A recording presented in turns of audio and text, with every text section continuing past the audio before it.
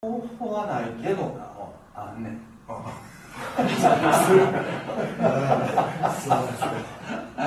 ないことはないんやけどな、一番ベースになるこう触り方っていうかな、それはピタッやらなあかん、ピタッ。もう自分の思ってる集中をやってたらこう違和感がある。で今みたいにず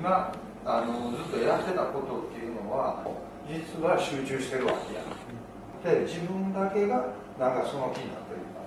自分の世界になってるだけでな、でそれがなんか真剣にやってるみたいな思い込みやな、自分